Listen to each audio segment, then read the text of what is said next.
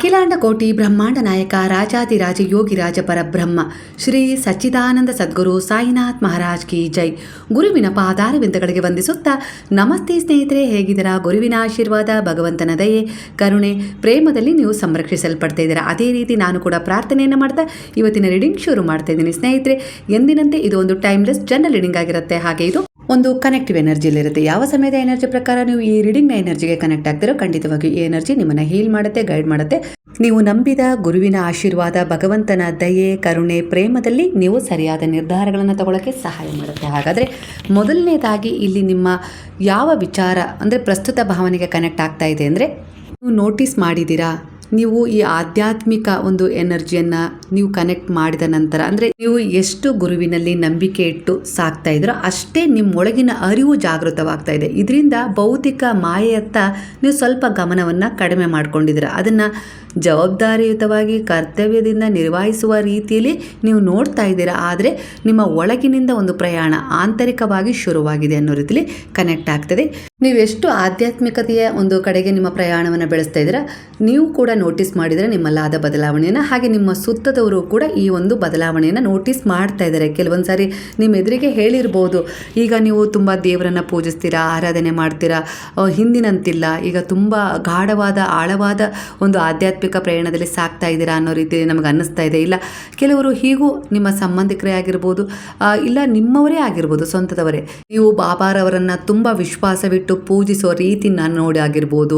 ಹಾಗೆ ಒಂದು ಸಂಕಲ್ಪ, ಒಂದು ವ್ರತ, ಒಂದು ದೀಪಾರಾಧನೆ, ಹಾಗೆ ನಿಮ್ಮಲ್ಲಾದ ಒಂದು ಬದಲಾವಣೆ ಅಂದರೆ ಒಂದು ದಯೆ, ಕರುಣೆ, ಪ್ರೇಮ, ಈ ರೀತಿ ಸೇವೆಯ ಮನೋಭಾವವನ್ನು ಕಂಡು ಎಲ್ಲೋ ಒಂದು ರೀತಿಯಲ್ಲಿ ಅವರು ಆಶ್ಚರ್ಯಪಟ್ಟು ಬೆರಗುಗಣ್ಣಿಂದ ನೋಡೋದಲ್ಲದೆ ಕೇಳ್ತಾನೂ ಇರ್ಬೋದು, ಇಷ್ಟೊಂದು ಬದಲಾವಣೆ ಯಾಕೆ, ಇಲ್ಲ ಹಿಂದೆ ನೀವು ಹೀಗೆ ಇರಲಿಲ್ಲ, ಈಗ ಯಾಕೆ ಈ ರೀತಿ ವರ್ತಿಸ್ತಾ ಇದ್ದೀರಾ ಅನ್ನೋ ರೀತಿಯಲ್ಲಿ ಒಂದು ಶಂಕೆನೂ ಅನುಮಾನನೂ ವ್ಯಕ್ತಪಡಿಸಿರ್ಬೋದು. ಆದರೆ ಇಲ್ಲಿ ಅವರೇ ನಿಮ್ಮನ್ನು ಗುರುತಿಸ್ತಾ ಇದ್ದಾರೆ. ಅಂದರೆ ನಿಮ್ಮ ಒಂದು ಈ ದೈವಿಕ ಕನೆಕ್ಷನನ್ನು ಭಗವಂತ ಗುರುತಿಸ್ತೇ ಇರ್ತಾರ. ಅಂದರೆ ನಿಮ್ಮ ಒಂದು ಈ ಪ್ರಾಮಾಣಿಕ ಪ್ರಯತ್ನ ವ್ಯರ್ಥ ಆಗ್ತಾ ಇಲ್ಲ, ಅದು ಜನರೇ ಗುರುತಿಸ್ತಾ ಇದ್ದಾರೆ ಅಂದರೆ ಖಂಡಿತ ಭಗವಂತ ನಿಮ್ಮ ಪ್ರಾರ್ಥನೆಯನ್ನು ಗುರುತಿಸ್ತೇ ಇರ್ತಾರ, ನಿಮ್ಮ ಸೇವೆಯನ್ನು, ನಿಮ್ಮ ಒಳ್ಳೆಯ ಉದ್ದೇಶದ ಕರ್ಮಗಳನ್ನು ಗುರುತಿಸ್ತೇ ಇರ್ತಾರ ಅನ್ನೋ ರೀತಿಯಲ್ಲಿ ನಿಮಗೆ ಪ್ರಶ್ನೆ ಮಾಡ್ತಿದೆ. ಅಲ್ಲಿಗೆ ನೀವು ಅಂದ್ಕೊಳ್ತಾ ಇದ್ದೀರಲ್ವ, ನಾನು ಪೂಜೆ ಮಾಡಿದೆ, ವ್ರತ ಮಾಡಿದೆ, ಸಂಕಲ್ಪ ಮಾಡಿದೆ, ಸಹಾಯ ಮಾಡಿದೆ, ಆದರೂ ಕೂಡ ನನ್ನ ಜೀವನದಲ್ಲಿ ಇನ್ನೂ ಸಮಸ್ಯೆಗಳು ಉಳಿದಿದ್ದಾವೆ. ಖಂಡಿತ ಇಲ್ಲಿ ಅದೇ ಪ್ರಶ್ನೆ ನಿಮ್ಮನ್ನು ಕಾಡ್ತಾ ಇದೆ ಅಂದರೆ ಅದಕ್ಕೆ ಉತ್ತರ ಇದೇ ಆಗಿದೆ. ಅಂದರೆ ಒಳಗಿಂದ ಒಂದು ಅದೃಶ್ಯ ಶಕ್ತಿಗಳು ನಿಮ್ಮ ಪರವಾಗಿ ಕೆಲಸ ಮಾಡ್ತಾ ಇದ್ದಾವೆ. ಜನರೇ ನಿಮ್ಮನ್ನು ಗುರುತಿಸ್ತಾ ಇದ್ದಾರೆ ಅಂದರೆ ಆ ಶಕ್ತಿಗಳು ನಿಮ್ಮನ್ನು ಗುರುತಿಸ್ತೇ ಇಲ್ಲ, ಗುರುತಿಸಿದವೆ. ಒಳಗಿನಿಂದ ಆ ಕರ್ಮದ ಒಂದು ದೋಷವನ್ನು ಕಳೆಯುವ ಸಿದ್ಧತೆ ನಡೀತಾ ಇದೆ, ನಿಮ್ಮ ಶುದ್ಧೀಕರಣದ ಸಿದ್ಧತೆ ನಡೀತಾ ಇದೆ ಅನ್ನೋ ರೀತಿಯಲ್ಲಿ ಕಾಣಿಸ್ತಿದೆ. ಹಾಗಾಗಿ ಗುರು ಹೇಳ್ತಾ ಇದ್ದಾರೆ, ಇದು ನಿನ್ನ ಅರಿವಿನ ಸಮಯ, ಶ್ರದ್ಧೆ ಇಡು, ಸಬೂರಿಯಿಂದ ನಡೆದು ಮುಂದೆ ಸಾಗು ಅನ್ನೋ ರೀತಿಯಲ್ಲಿ ಗೈಡ್ ಮಾಡ್ತಾ ಇದ್ದಾರೆ. ಕೆಲವು ಬಾರಿ ಕೆಲವರ ಎನರ್ಜಿ ಪ್ರಕಾರ ನೀವು ಹೀಗೂ ಕೂಡ ನೋಟಿಸ್ ಮಾಡ್ತಿದ್ದೀರಾ, ಅಂದರೆ ಈ ದಿನ ಪೂರ್ತಿ ಕಳೆದು ಹೋಯಿತು, ಆದರೂ ಏನೂ ಬದಲಾವಣೆ ಆಗ್ತಾ ಇಲ್ಲ. ಮತ್ತೆ ಬೆಳಗ್ಗೆ ಎದ್ದ ತಕ್ಷಣ ಇವತ್ತು ನಾನು ಎಲ್ಲವನ್ನ ಒಂದು ಶ್ರದ್ಧೆಯಿಂದ ಶುರು ಮಾಡೋಣ, ಬೇಗ ಕೆಲಸ ಮಾಡ್ಕೊಳ್ಳೋಣ, ನಾನು ಅಂದ್ಕೊಂಡು ಜಾಗಕ್ಕೆ ಹೋಗೋಣ, ಅಲ್ಲಿ ಒಂದಿಷ್ಟು ಮಾತುಕತೆ ಮಾಡೋಣ, ಕೆಲಸದ ಕಡೆ ಯಾವುದಾದ್ರೂ ರೀತಿಯಲ್ಲಿ ಒಂದು ಪರಿಶ್ರಮದ ದಾರಿಯನ್ನು ಹುಡ್ಕೊಳ್ಳೋಣ, ಇಲ್ಲ ಇನ್ನೂ ಏನೇನೋ ಹಲವು ಯೋಜನೆಗಳನ್ನು ಮಾಡ್ತೀರಾ. ಆದರೆ ಅದನ್ನು ಮಾಡೋದಿಲ್ಲ. ಅಂದರೆ ಯೋಜನೆ ಮಾಡ್ತೀರಾ, ಆದರೆ ಸ್ವಲ್ಪ ಹೊತ್ತಿಗೆ ಅದೇನಾಗುತ್ತೋ ಗೊತ್ತಿಲ್ಲ, ಸ್ವಲ್ಪನೂ ಆ ವಿಚಾರದ ಬಗ್ಗೆ ಫೋಕಸ್ ಮಾಡೋದೇ ಇಲ್ಲ. ಸುಮ್ಮನೆ ಕೂತ್ಕೊಳ್ಳೋದು, ವಿನಾಕಾರಣ ಚಿಂತೆ ಮಾಡೋದು, ಟೈಮ್ ಪಾಸ್ ಮಾಡೋದು, ಇಲ್ಲ ಫೋನ್ ನೋಡೋದು, ಇಲ್ಲ ಅಂದರೆ ಕೊನೆ ಇಲ್ಲದ ವಿಚಾರಗಳ ಕಡೆ ಗಮನ ಕೊಡೋದು, ಈ ರೀತಿ ಮಾಡ್ತಾ ಇದ್ದೀರಾ ಅನ್ನೋ ರೀತಿಯಲ್ಲಿ ಕೆಲವರ ಎನರ್ಜಿ ಕನೆಕ್ಟ್ ಆಗಿದೆ. ಒಂದು ವಿಚಾರ ಏನಪ್ಪ ಅಂದರೆ, ಇದು ಕೇವಲ ಒಂದು ದಿನದ ಮಾತಲ್ಲ, ಒಂದು ವಾರ, ಒಂದು ತಿಂಗಳು, ವರ್ಷಗಟ್ಟಲೆ ಕೂಡ ನೀವು ಹೀಗೆ ಮಾಡಿರ್ಬೋದು ಅನ್ನೋ ರೀತಿಯಲ್ಲಿ ಎನರ್ಜಿ ಕನೆಕ್ಟ್ ಆಗ್ತಿದೆ. ನಾಳೆ ನಾಳೆ ಅಂಥೇಳಿ ಮುಂದೂಡ್ತಾ ಇದ್ದೀರಾ, ಆದರೆ ಆ ನಾಳೆ ಯಾವತ್ತಿಗೂ ನಿಮಗೆ ಭೇಟಿನೇ ಆಗಿಲ್ಲ ಅನ್ನೋ ರೀತಿಯಲ್ಲಿ ಕಾಣಿಸ್ತಾಯಿದೆ. ಅಂದರೆ ನಾಳೆ ನಾಳೆ ಅನ್ನೋ ರೀತಿಯಲ್ಲಿ ನಾಳೆ ಹೋಗೋಣ, ನಾಳೆ ಮಾಡೋಣ, ನಾಳೆ ಆ ಒಂದು ವಿಚಾರದ ಯೋಜನೆ ಬಗ್ಗೆ ಪ್ರಯತ್ನ ಪಡೋಣ ಅನ್ನೋದು ಇವತ್ತಿನ ದಿನ ಪೂರ್ತಿ ಒಂದಿಷ್ಟು ಇದೇ ರೀತಿ ನಾನು ಹೇಳಿದ್ನಲ್ಲ ಅದೇ ರೀತಿ ವಿಚಾರಗಳ ಕಡೆ ಗಮನ ಕೊಟ್ಟು ನಾನು ಬ್ಯುಸಿ ಇದ್ದೀನಿ ಅನ್ನೋ ರೀತಿಯಲ್ಲಿ ಕಾರಣ ಕೊಟ್ಕೊಳ್ತಾ ಇದ್ದೀರಾ ಅಷ್ಟೇ. ಆಯಾಸಗೊಂಡಿದ್ದೀನಿ ಅನ್ನೋ ರೀತಿಯಲ್ಲಿ ಹೇಳ್ಕೊಳ್ತಾ ಇದ್ದೀರಾ, ಆದರೆ ಸರಿಯಾಗಿ ನಿಮಗೆ ಆ ನಾಳೆ ಶುರು ಮಾಡಲಿಕ್ಕೆ ಆಗ್ತಾ ಇಲ್ಲ. ಇಲ್ಲಿಗೆ ನಿಮಗೆ ಒಂದು ಶಿಸ್ತಿನ ಅಭಾವದ ಕಾರಣ ಅನ್ನೋ ರೀತಿಯಲ್ಲಿ ಕಾಣಿಸ್ತಾ ಇದೆ. ಅಂದರೆ ಇವತ್ತೊಂದು ಬೆಳಗ್ಗೆ ನಾನು ಎದ್ದೇಳಲೇಬೇಕು, ನಾನು ಸ್ವಲ್ಪ ವ್ಯಾಯಾಮ ಮಾಡಬೇಕು, ಹಾಗೆ ನಾನು ಅಂದ್ಕೊಂಡಿದ್ದ ರೀತಿಯಲ್ಲಿ ಒಂದು ದೇವರಿಗೆ ಅವರಿಗೆ ನಮನ ಸಲ್ಲಿಸಬೇಕು.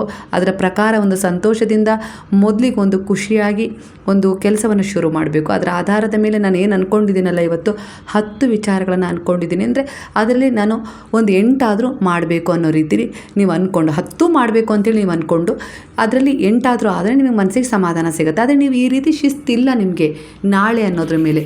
ಕಾರಣ ಕೇಳಿದರೆ ಇಷ್ಟೇ, ನನಗೆ ಯಾರದ್ದು ಸಪೋರ್ಟ್ ಇಲ್ಲ, ಹಾಗೆ ನನ್ನ ಜೀವನ ಇಷ್ಟೇ, ಇಲ್ಲ ಅಂದರೆ ನನಗೆ ತುಂಬ ಆಯಾಸ ಆಗಿದೆ, ಇಲ್ಲ ಅಂದರೆ ನಾನು ಬ್ಯುಸಿ ಇದ್ದೀನಿ. ಇದು 4 ಕೂಡ ಸುಳ್ಳು. ಆದರೂ ಕೂಡ ನಿಮ್ಗೆ ಆ ಸುಳ್ಳನ್ನು ಹೇಳಿ ಹೇಳಿ ನೀವು ಒಪ್ಪಿಸ್ತಾ ಇದ್ದೀರ ಅಷ್ಟೇ. ಅದು ಬಿಟ್ಟರೆ ಸತ್ಯ ಇದಾಗಿರೋದಿಲ್ಲ. ನೀವೇ ನಿಮ್ಮ ಮುಂದೆ ಹೋಗುವ ಎನರ್ಜಿಯನ್ನು ಈ ರೀತಿಯ ಕಾರಣಗಳನ್ನು ಕೊಟ್ಟು ತಡೀತಾ ಇದ್ದೀರಾ ಅನ್ನೋ ರೀತಿಯಲ್ಲಿ ಕಾಣಿಸ್ತಿದೆ. ಇಲ್ಲ ನಿಮ್ಮ ಕುಟುಂಬದಲ್ಲಾಗಿರ್ಬೋದು, ಇಲ್ಲ ಹೊರಗಡೆ ಒಂದಿಷ್ಟು ಜನರಾಗಿರ್ಬೋದು ಏನಾದರೂ ಅಂದ್ಕೊಳ್ತಾರಾ, ಇಲ್ಲ ಯಾವುದಾದ್ರೂ ಈ ರೀತಿಲಿ ಕಿರಿಕಿರಿ ಉಂಟಾಗತ್ತಾ, ಇಲ್ಲ ಅವ್ರು ಏನೋ ಅಂದರು ಅನ್ನೋ ಮಾತೇ ತಗೊಳ್ಳಿ. ಒಟ್ಟಾರೆಯಾಗಿ ಆ ಕಾರಣ ಕೊಟ್ಟು ನೀವೇನು ಅಂದ್ಕೊಂಡಿದ್ದೀರೋ ಆ ಕೆಲಸವನ್ನು ನೀವು ಮುಂದೆ ಹಾಕ್ತಾ ಇದ್ದೀರಾ. ನೀವು ನಾಳೆ ಮಾಡ್ತೀನಿ ಅಂತ ಇದ್ದೀರಲ್ಲ, ಆ ನಾಳೆ ನಿಮ್ಮ ಜೀವನದಲ್ಲಿ ಬಂದಿಲ್ಲ ಅನ್ನೋ ರೀತಿಯಲ್ಲಿ ಕೆಲವರಿಗೆ ಕಾಣಿಸ್ತಿದೆ. ಹಾಗಾಗಿ ನಿಮ್ಮ ಜೀವನದಲ್ಲಿ ನೀವು ಗುರಿ ನಿಮ್ಮ ಎದುರಿಗೆ ಇದ್ದರೂ ಕೂಡ ಅದನ್ನು ಕಾಣಲಿಕ್ಕೆ ಸಾಧ್ಯ ಆಗ್ತಾ ಇಲ್ಲ. ಯಾಕಂದರೆ ಗುರುವಾಗಿರ್ಬೋದು, ಭಗವಂತನ ಶಕ್ತಿ ಆಗಿರ್ಬೋದು, ಈ ಸೃಷ್ಟಿಯ ಒಂದು ವೈಚಿತ್ರ್ಯ ಏನು ಅಂದರೆ ನೀವು ಶ್ರಮ ಪಡದೆ ಇಲ್ಲಿ ಏನೂ ಸಿಗೋದಿಲ್ಲ, ಪ್ರಯತ್ನ ಪಡದೆ ಏನೂ ಸಿಗೋದಿಲ್ಲ. ಇದೇ ವಾಸ್ತವ ಸತ್ಯ. ಪ್ರಯತ್ನ ಪಟ್ಟಿದ್ದೀರಾ ಆದರೂ ಆಗಿಲ್ಲ ಅಂದರೆ ಅದು ನಿರಂತರ ಪ್ರಯತ್ನ ಆಗಿರಲಿಲ್ಲ. ಒಂದು ದಿನ ಇವತ್ತು ಒಂದೇ ಕ್ಷಣ ನೀವು ಒಂದು ದಿನ ಪ್ರಯತ್ನ ಪಟ್ಟರೆ ಅದು ನಿಮ್ಗೆ ಆಗಿಲ್ಲ ಅಂದರೆ ನಾನು ಪ್ರಯತ್ನ ಪಟ್ಟೆ, ಅದು ಆಗಲಿಲ್ಲ. ಅದನ್ನು ನಿಮಗೆ ನೀವು ಒಪ್ಪಿಸ್ತಾ ಇದ್ದೀರಾ. ಆದರೆ ಪ್ರಯಾಣ ಒಂದೇ ದಿನದ ಪ್ರಯತ್ನದಲ್ಲಿ ಆಗಿರೋದಿಲ್ಲ. ಪ್ರಯಾಣ ಹಿಂದಿನ ಜನ್ಮದ್ದು ಆಗಿರುತ್ತೆ, ವರ್ತಮಾನದ್ದು ಆಗಿರುತ್ತೆ, ಮುಂದಿನ ಒಂದು ಜನ್ಮದ್ದು ಆಗಿರುತ್ತೆ, ಭವಿಷ್ಯ ರೂಪಿಸ್ಕೊಳ್ಳೋದು ಆಗಿರುತ್ತೆ. ಅದರ ಅರಿವು ನಿಮಗಿಲ್ಲ. ಹಾಗಾಗಿ ಆಧ್ಯಾತ್ಮಿಕ ಪ್ರಯಾಣದಲ್ಲಿ ನೀವೀಗ ಸಾಕ್ತಾ ಇರೋದ್ರಿಂದ ಅಂತರ್ಮನದಲ್ಲಿ ಆ ಅರಿವು ಮೂಡ್ತಾ ಇದೆ. ಇದು ಹಾಗಾಗಿ ನೀವು ಹೊರ ಜಗತ್ತಿಗೆ ತೆರೆದುಕೊಳ್ತಾ ಇಲ್ಲ ಈಗ.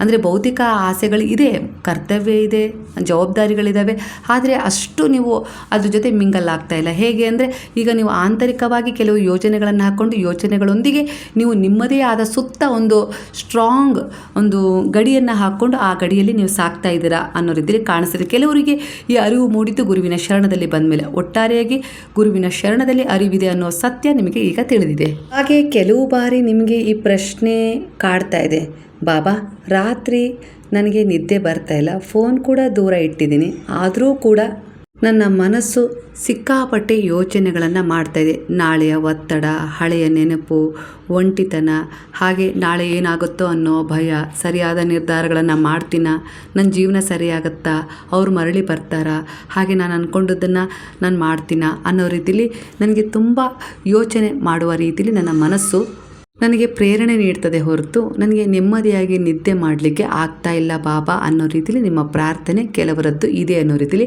ಕಾಣಿಸ್ತಿದೆ. ಅದು ನಿಮ್ಮ ಮಕ್ಕಳ ಬಗ್ಗೆ ಆಗಿರ್ಬೋದು, ಇನ್ಯಾವುದೇ ರೀತಿ ಒಂದು ಒತ್ತಡದ ವಿಚಾರ ನಿಮ್ಮ ಮನಸ್ಸನ್ನು ಕಾಡ್ತಾ ಇದೆ. ಇದರ ಮಧ್ಯೆ ಮಧ್ಯೆ ನಿಮಗೆ ರಾತ್ರಿ ಪದೇ ಪದೇ ಎಚ್ಚರ ಆಗ್ತಾ ಇದೆ. ಹಾಗೆ ಎಚ್ಚರ ಆದಾಗಲೆಲ್ಲ ನಿಮಗೆ ಕೆಲವೊಂದು ಸಾರಿ ಈ ರೀತಿಯ ಆಲೋಚನೆಗಳು ಬರ್ತಾ ಇದೆ. ಆದರೆ ಅದನ್ನು ನೀವು ಬಾಬಾರವರ ಹತ್ರನೇ ಹೇಳ್ಕೊಳ್ತಾ ಇದ್ದೀರ. ಆ ನಂತರ ಎಲ್ಲೋ ಒಂದು ರೀತಿಲಿ ನಿಮಗೊಂದು ಒಳಧ್ವನಿ ಕೇಳಿಸುತ್ತೆ ಭರವಸೆಯಿಂದ, ನಾನಿದ್ದೀನಿ ಅನ್ನೋ ರೀತಿಲಿ. ಖಂಡಿತ ಆಗ ಅಂದರೆ ಅದನ್ನು ಒಪ್ಕೊಂಡಾಗಲೇ, ಆ ಧ್ವನಿಯನ್ನು ನೀವು ಕೇಳಿದಾಗಲೇ, ಆ ಒಂದು ಧ್ವನಿಯ ಮೇಲೆ ನೀವು ಭರವಸೆ ಇಟ್ಟಾಗಲೇ ನಿಮಗೆ ಯಾವಾಗ ನಿದ್ದೆ ಹತ್ತುತ್ತೆ ಅಂತೇಳಿ ಗೊತ್ತಾಗೋದಿಲ್ಲ. ಆ ರೀತಿ ನೀವು ನಿದ್ರೆಗೆ ಜಾರ್ತಾ ಇದ್ದೀರ. ಆದರೆ ಇಲ್ಲಿ ಗುರು ಹೇಳ್ತಾ ಇರೋದು, ನಿಮ್ಮ ಆ ಸಮಸ್ಯೆಗಳಿಗೆ ಪರಿಹಾರ ನಿಮ್ಮಲ್ಲೇ ಇದೆ. ಅಂದರೆ ನಿಮ್ಮ ಮನಸ್ಸು ಒಂದು ಮುಗ್ಧ ಮಗುವಿನ ರೀತಿ. ಅದನ್ನು ಯಾವ ರೀತಿ ನೀವು ಒಪ್ಪಿಸಿ ಮಲಗಿಸ್ತೀರೋ ಅದು ನಿದ್ದೆ ಮಾಡುತ್ತೆ. ಇಲ್ಲ ಅಂದರೆ ನೀವು ಅದಕ್ಕೆ ದಿನನಿತ್ಯ ಭಯ ಹುಟ್ಟಿಸಿರ್ತೀರ. ಅಂದರೆ ನಾಳೆ ಏನಾಗುತ್ತೆ, ನಾಡ್ದೆ ಏನಾಗುತ್ತೆ, ನಾಳೆ ಅವ್ರು ಬಂದರೆ ಏನು ಉತ್ತರ ಕೊಡೋದು, ಹಾಗೆ ಇನ್ನೂ ಅನೇಕ ರೀತಿಯ ವಿಚಾರಗಳು ಇದೆ. ಉದಾಹರಣೆಗೆ ನಾನು ಇಲ್ಲಿ ಇಷ್ಟು ಹೇಳಿದ್ದೀನಿ. ಅಂದರೆ ಆ ರೀತಿ ಒತ್ತಡದಲ್ಲಿ ಇಟ್ಟಾಗ ಅದಕ್ಕೆ ನಿದ್ದೆ ಬರೋದಿಲ್ಲ, ಆಯಾಸ ಆಗಿಬಿಡುತ್ತೆ. ಆಯಾಸ ಕೂಡ ನಿದ್ದೆ ತರಿಸುತ್ತೆ. ಆದರೆ ಅದು ಎಂತಹ ಆಯಾಸ ಅಂದರೆ ಅದು ನಿದ್ದೆ ಮಾಡೋಕ್ಕೆ ಕೊಡ್ತಾ ಇಲ್ಲ. ಮನಸ್ಸು ಇನ್ನೂ ಹೆಚ್ಚು ಆಲೋಚನೆ ಮಾಡ್ತಾ, ಚಿಂತೆ ಮಾಡ್ತಾ, ಅಂದರೆ ಮುಂದೇನಾಗುತ್ತೆ ಅನ್ನೋ ಭಯದಲ್ಲಿ ಕಣ್ಣು ಮುಚ್ತೀರ, ತಕ್ಷಣ ಮತ್ತೆ ಆ ನಿದ್ದೆಯಿಂದ ಹೊರಗೆ ಬರ್ತೀರಾ, ಯೋಚಿಸ್ತೀರಾ. ಈ ರೀತಿ ಆಗ್ತಾ ಇದೆ. ಅಂದರೆ ಇಲ್ಲಿ ನಿಮಗೆ ಹೀಲಿಂಗ್ ಅವಶ್ಯಕತೆ ಇದೆ ಅನ್ನೋ ರೀತಿಯಲ್ಲಿ ಕಾಣಿಸ್ತದೆ. ಅಂದರೆ ಧ್ಯಾನಕ್ಕೆ ಶರಣಾಗಬೇಕು, ಗುರುವಿನ ಮೇಲೆ ಇನ್ನೂ ಒಂದು ವಿಶ್ವಾಸವನ್ನು ಇಟ್ಕೊಳ್ಬೇಕು. ಅಂದರೆ ಎಲ್ಲದಕ್ಕಿಂತ ಮೊದಲು ನಿಮ್ಮ ಮೇಲೆ ನೀವು ವಿಶ್ವಾಸ ಇಡಬೇಕು, ಶರಣಾಗತಿಯನ್ನು ಹೊಂದಬೇಕು. ಅಂದರೆ ನೀವು ಭಗವಂತನಲ್ಲಿ, ಗುರುವಿನಲ್ಲಿ ಎಷ್ಟರ ಮಟ್ಟಿಗೆ ದೃಢವಾದ ವಿಶ್ವಾಸವಿಟ್ಟು ಶರಣಾಗ್ತಿರೋ ಅಷ್ಟೇ ನಿಮ್ಮನ್ನು ಅವರು ಹೀಲ್ ಮಾಡ್ತಾರೆ. ಅಂದರೆ ಆ ಸಮಸ್ಯೆಗಳಿಂದ, ಆ ವಿಚಾರಗಳಿಂದ ಗುಣಪಡಿಸ್ತಾರೆ. ಅಂದರೆ ಅಸಾಧ್ಯ ಅನ್ನೋದು ಏನೂ ಇಲ್ಲ, ಎಲ್ಲವೂ ಸಾಧ್ಯ ಆಗತ್ತೆ. ಆದರೆ ನಿಮ್ಮ ಸಮರ್ಪಣೆ ಮೇಲೆ ನಿಂತಿರುತ್ತೆ ಆ ವಿಚಾರ. ಈ ಒಂದು ಸಣ್ಣ ಮಗುವನ್ನು ನೀವು ಸಂಭಾಳಿಸ್ತೀರಲ್ವ, ಅಂದರೆ ಅದಕ್ಕೆ ರಾತ್ರಿ ನಿದ್ದೆ ಬರಲ್ಲ ಅಂದಾಗ ನೀವು ಅದಕ್ಕೆ ಲಾಲಿ ಹಾಡಿ ಇಲ್ಲ ಏನಾದರೂ ಒಂದು ಕತೆ ಹೇಳಿ ಅದನ್ನು ನಿರಾಯಾಸವಾಗಿ ಆಯಾಸ ಇಲ್ಲದಂತೆ ಅದನ್ನು ಮಲಗಿಸ್ಲಿಕ್ಕೆ ಪ್ರಯತ್ನ ಪಡ್ತಿದ್ದೀರಾ ಅಂದರೆ ಈಗ ನಿಮ್ಮ ಮನಸ್ಸೇ ನಿಮ್ಮ ಮಗುವಾಗಿದೆ. ಅದಕ್ಕೆ ನಾಳೆಯ ವಿಚಾರದ ಬಗ್ಗೆ ಒಂದು ಆತ್ಮವಿಶ್ವಾಸ ತುಂಬಬೇಕು. ಹಾಗೆ ಒಂದು ಸೆಲ್ಫ್ ರೆಸ್ಪೆಕ್ಟ್ ಎಷ್ಟಿದೆ ಅನ್ನೋದನ್ನು ನೀವು ಆ ಮನಸ್ಸಿಗೆ ತೋರಿಸ್ಬೇಕು. ಅಂದರೆ ಅದನ್ನು ನಂಬಿಸ್ಬೇಕು. ಎಲ್ಲ ನಾಳೆ ಸರಿಯಾಗತ್ತೆ, ನನ್ನಿಂದ ಅಸಂಭವ ಅನ್ನೋದೇನಿಲ್ಲ, ಎಲ್ಲ ಸಂಭವ ಮಾಡ್ಕೊಳ್ತೀನಿ.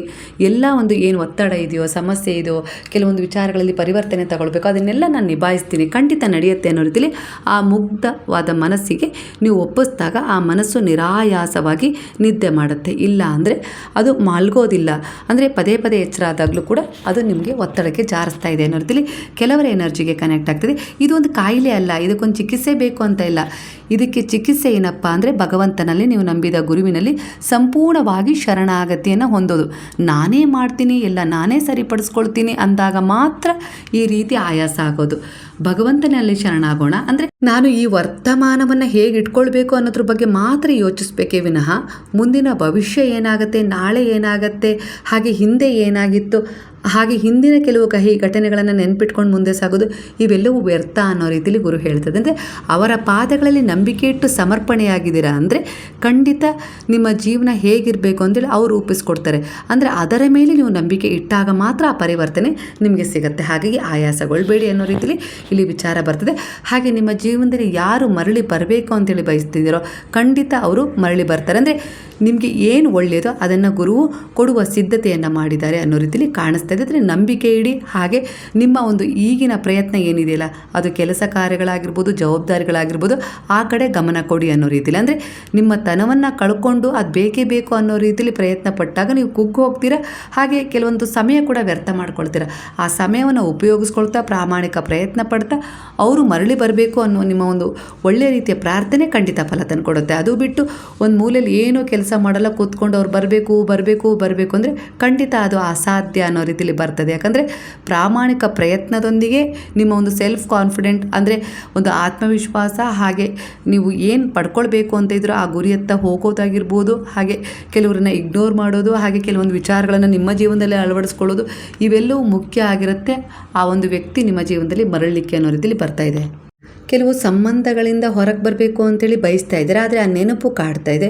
ಹೊರ ಹೋಗಲಿಕ್ಕೂ ಕೂಡ ಭಯ ಪಡ್ತಿದ್ರೆ ಎಲ್ಲಿಗೆ ಹೋಗೋದು ಅಂಥೇಳಿ ನಿಮಗೆ ಗುರಿಯ ಬಗ್ಗೆ ಒಂದು ಗೊತ್ತಿಲ್ಲ. ಹಾಗಾಗಿ ಆ ವ್ಯಕ್ತಿಯಿಂದ ನೀವು ಏನು ಬೇಕು ಅಂತೇಳಿ ಬಯಸ್ತಿದ್ರು ಈ ಪರಿಸ್ಥಿತಿಯಿಂದ ಹೊರ ಬರುವ ದಾರಿ ಅದಕ್ಕೆ ಕೆಲವೊಂದು ಸಾರಿ ಇಲ್ಲ ಅಂತಲೂ ಕೂಡ ನಿಮಗೆ ಅನ್ನಿಸ್ತಾ ಇದೆ. ಒಟ್ಟಾರೆಯಾಗಿ ಇಲ್ಲಿ ನಿಮ್ಮ ಜೀವನ ಗೌಜಿನ ರೂಪದಲ್ಲಿ ಈಗ ನಿಮ್ಮನ್ನು ದಿಕ್ಕೆಡಿಸಿದೆ ಅನ್ನೋ ರೀತಿಯಲ್ಲಿ ಬರ್ತದೆ. ಅಂದರೆ ನೀವು ಒಬ್ಬರನ್ನ ಪ್ರೀತಿ ಮಾಡ್ತಾ ಇದ್ದೀರಾ, ಅವ್ರು ನನ್ನ ಮದುವೆ ಆಗ್ತಾರೆ ಅನ್ನೋ ಭರವಸೆ ಇದೆ, ಆದರೂ ಎಲ್ಲೋ ಒಂದು ರೀತಿಯಲ್ಲಿ ಸಂದೇಹನೂ ಇದೆ. ಯಾಕಂದರೆ ಅದು ತುಂಬ ಡಿಸ್ಟೆನ್ಸ್ ಆಗಿದ್ದಕ್ಕೆ ಅಲ್ಲಿ ಮಿಸ್ಅಂಡರ್ಸ್ಟ್ಯಾಂಡಿಂಗ್ ಆಯಿತೋ, ಇಲ್ಲಾಂದರೆ ಈಗ ಅವರಿಗೆ ನಿಮ್ಮ ಪ್ರೀತಿಗಿಂತ ಮುಖ್ಯ ಅವರ ಕುಟುಂಬ ಅನ್ನಿಸ್ತೋ, ಇಲ್ಲ ಕೆಲವು ಜವಾಬ್ದಾರಿಗಳು ಅನ್ನಿಸ್ತೋ, ಒಟ್ಟಾರೆಯಾಗಿ ಗೊತ್ತಿಲ್ಲ, ಅಲ್ಲಿ ಸ್ವಲ್ಪ ಅಂತರ ಉಂಟಾಗಿದೆ. ಅಂದರೆ ಅಲ್ಲಿ ಏನೋ ನಿಮಗೆ ಒಂದು ಮೆಸೇಜ್ ಸಿಗ್ತಾ ಇದೆ. ಅಂದರೆ ಆ ವ್ಯಕ್ತಿ ನಿಮಗೆ ಅರ್ಹನ, ಇಲ್ಲ ಅಂದರೆ ಅಲ್ಲಿ ಮೂರನೇ ಅಂದರೆ ವ್ಯಕ್ತಿಯಿಂದ ಏನಾದರೂ ತೊಂದರೆ ಆಗ್ತಾಯಿದೆಯಲ್ಲ, ಅವರು ನಿಮ್ಮ ಹಿಂದಿನ ಜನ್ಮಕ್ಕೆ ಕನೆಕ್ಟ್ ಆಗಿದ್ರ, ಇಲ್ಲ ನಿಮ್ಮ ಜೀವನದಲ್ಲಿ ನೀವು ಈ ಒಂದು ಸಮಸ್ಯೆಯನ್ನು ಎದುರಿಸಿದ ನಂತರವೇ ನೀವು ವಿವಾಹ ಬಂಧನದಲ್ಲಿ ಒಂದಾಗ್ತೀರಾ. ಇವೆಲ್ಲವೂ ನಿಮಗೆ ಯಕ್ಷ ಪ್ರಶ್ನೆಯಾಗಿ ಇದ್ದಾವೆ ಇಲ್ಲಿ ಅನ್ನೋ ರೀತಿಯಲ್ಲಿ ಕಾಣಿಸ್ತಿದೆ. ಈ ಯಕ್ಷ ಪ್ರಶ್ನೆಗೆ ಉತ್ತರ ನಿಮ್ಮಿಂದ ಕಂಡ್ಕೊಳ್ಳೋಕೆ ಸಾಧ್ಯ ಇಲ್ಲ. ಯಾಕಂದರೆ ನೀವು ಗುರುವಿನ ಶರಣದಲ್ಲಿದ್ದೀರಾ ಅಂದರೆ ಅವರ ಶರಣದಲ್ಲಿ ಇದಕ್ಕೆ ಉತ್ತರ ಇದೆ, ಭಗವಂತನ ಶರಣದಲ್ಲಿ ಇದಕ್ಕೆ ಉತ್ತರ ಇದೆ. ಯಾಕಂದರೆ ನಾನೇ ಎಲ್ಲ ಸರಿಪಡಿಸ್ಕೊಳ್ತೀನಿ ಅನ್ನೋ ಭಾವದಲ್ಲಿ ನಾನು ಅನ್ನೋದಿದೆ. ಹಾಗಾಗಿ ಅಲ್ಲಿ ನಿಮಗೆ ಉತ್ತರ ಸಿಗೋದಿಲ್ಲ. ಹಾಗಾಗಿ ನೀವು ಈ ವಿಚಾರದಲ್ಲಿ ತುಂಬ ಕನ್ಫ್ಯೂಸ್ ಆಗಿದ್ದೀರಾ ಅನ್ನೋ ರೀತಿಯಲ್ಲಿ ಕಾಣಿಸ್ತಿದೆ. ಒಟ್ಟಾರೆಯಾಗಿ ನಿಮ್ಮ ಜೀವನ ಒಂದು ವ್ಯಕ್ತಿಯ ಜೊತೆ ನೀವು ರೂಪಿಸ್ಕೊಂಡು ಹೋಗಬೇಕು ಅಂತೇಳಿ ಕನಸು ಕಾಣ್ತಾ ಇದ್ದೀರಾ ಅಂದರೆ ಅಲ್ಲೀಗ ಸಾಕಷ್ಟು ಗೊಂದಲಗಳಿದೆ. ಪ್ರೀತಿ ಮಾಡಬೇಕಾದ್ರೆ ಗೊಂದಲ ಇರಲಿಲ್ಲ, ಆಕರ್ಷಣೆಯ ಮೂಲಕ ಅಲ್ಲಿ ಪ್ರೀತಿ ಆಗೋಯಿತು. ಒಬ್ಬರನ್ನೊಬ್ಬರು ಬಿಟ್ಟಿರಲಾರದಷ್ಟು ಮೆಸೇಜ್ಗಳಾಯಿತು, ಭೇಟಿಗಳಾಯಿತು, ಹಾಗೆ ಕೆಲವೊಂದು ವಿಚಾರದಲ್ಲಿ ವಿನಿಮಯ ಕೂಡ ಆಯಿತು. ಅದು ಏನೋ ಗಿಫ್ಟ್ ತಗೊಳ್ಳೋದಾಗಿರ್ಬೋದು, ಕೊಡೋದಾಗಿರ್ಬೋದು. ಆದರೆ ಈಗ ಹೇಗೆ ಅನ್ನಿಸ್ತಾ ಇದೆ ಅಂದರೆ ತುಂಬ ಅಂತರ ಆಗಿರೋದ್ರಿಂದ ಅದು ಯಾವುದಕ್ಕೂ ಮಹತ್ವನೇ ಇಲ್ಲ ಅನ್ನೋ ರೀತಿಯಲ್ಲಿ ಅನ್ನಿಸ್ತಾ ಇದೆ. ಕಾಳಜಿನೇ ಇಲ್ಲ.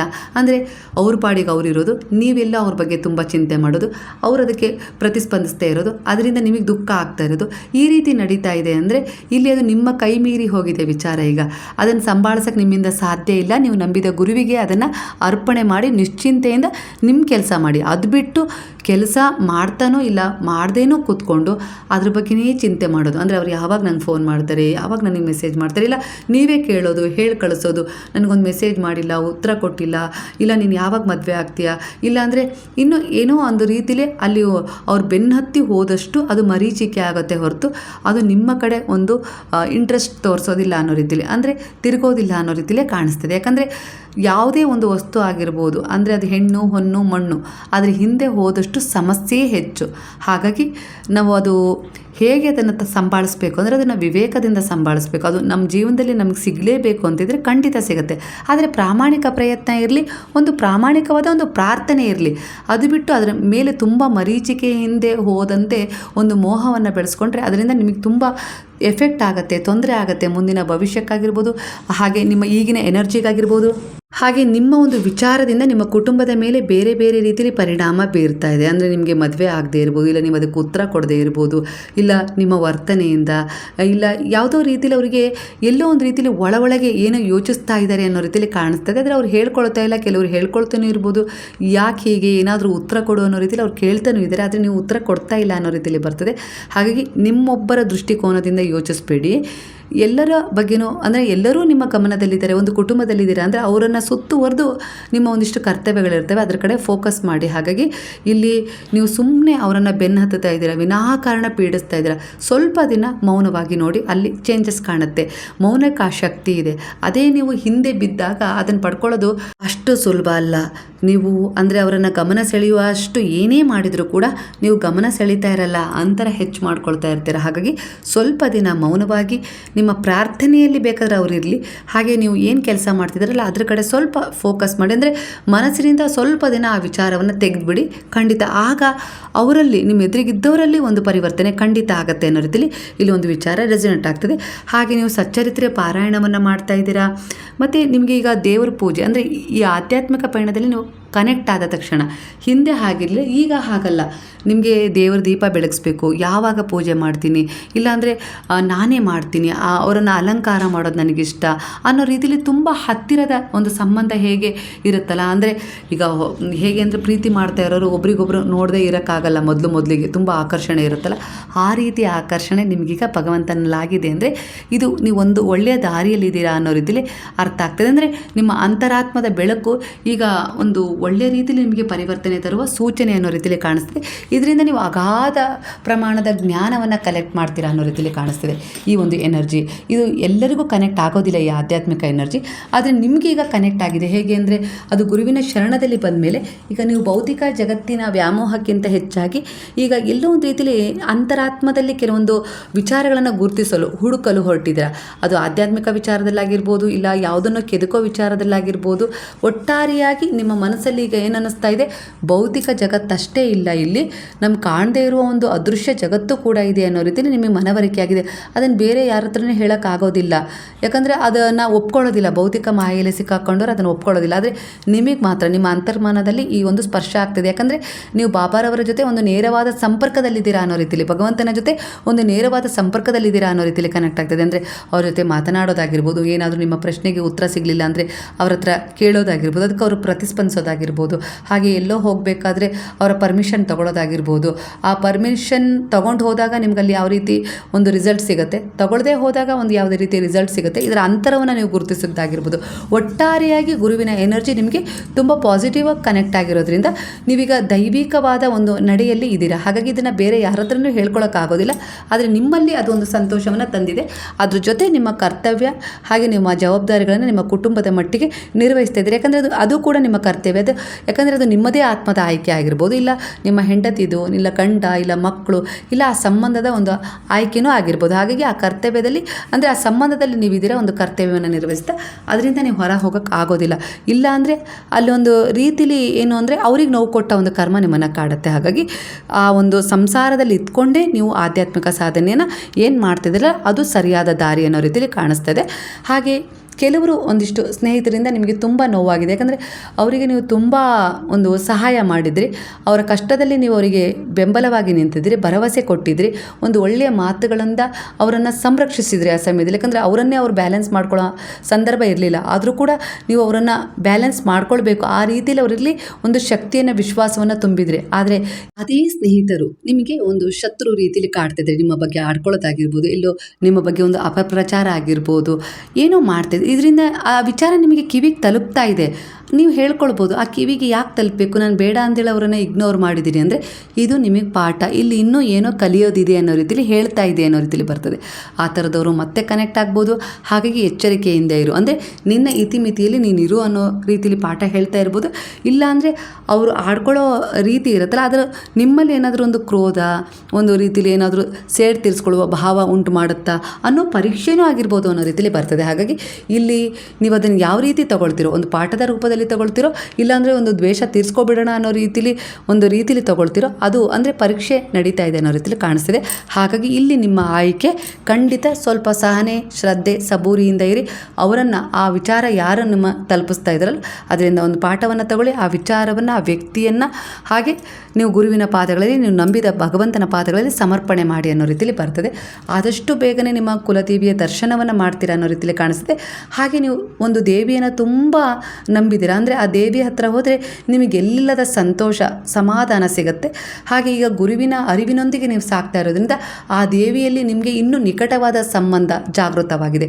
ಹಿಂದೆ ಹೀಗಿರಲಿಲ್ಲ, ಪೂಜೆ ಮಾಡಬೇಕಾ ಮಾಡ್ತಿದ್ರಿ, ಅಂದರೆ ಆರಾಧನೆ ಮಾಡಬೇಕಾ ಇಲ್ಲ ಏನಾದರೂ ಪ್ರಾರ್ಥನೆ ಮಾಡಬೇಕಾ ಅನ್ನೋ ರೀತಿಯಲ್ಲಿ ಮಾಡ್ತಿದ್ರಿ. ಆದರೆ ಈಗ ಪ್ರಾರ್ಥನೆಗಿಂತ ಹೆಚ್ಚಾಗಿ ಅವಳನ್ನು ಸೇವಿಸುವ, ಆ ದೇವಿಯನ್ನು ಸೇವಿಸುವ ಒಂದು ಕ್ಷಮತೆ ನಿಮ್ಮಲ್ಲಿ ಬಂದಿದೆ. ಅಂದರೆ ಅವಳನ್ನು ನೋಡ್ತಾನೇ ಇರಬೇಕು, ಅವಳ ರೂಪ ಲಾವಣ್ಯವನ್ನು ಸೇವಿಸಬೇಕು, ಅವಳ ಒಂದು ಮುಗ್ಧ ಭಾವ, ಕಣ್ಣುಗಳ ವರ್ಚಸ್ಸಾಗಿರ್ಬೋದು, ಆ ರೂಪ ಲಾವಣ್ಯವನ್ನು ನೋಡ್ತಾ ಇದ್ದೀರಾ ಅಂದರೆ ಎಲ್ಲೋ ಒಂದು ರೀತಿಯಲ್ಲಿ ಅವಳನ್ನು ಸೇವನೆ ಮಾಡ್ತಾಯಿದ್ದೀರಿ. ಇದರಿಂದ ನಿಮ್ಮ ದಾರಿ ಸ್ವಚ್ಛ ಆಗೋದ್ರ ಜೊತೆಗೆ ನಿಮ್ಮಲ್ಲಿರೋ ಒಂದು ನೆಗೆಟಿವಿಟಿ ದೂರ ಆಗುತ್ತೆ. ಅಂದರೆ ಆ ರೀತಿಯ ಒಂದು ಅವಳ ಒಂದು ರೂಪ ಲಾವಣ್ಯದಿಂದ ನಿಮ್ಮನ್ನು ನೀವು ಹೀಲ್ ಮಾಡ್ಕೊಳ್ತಾ ಇದ್ದೀರಾ.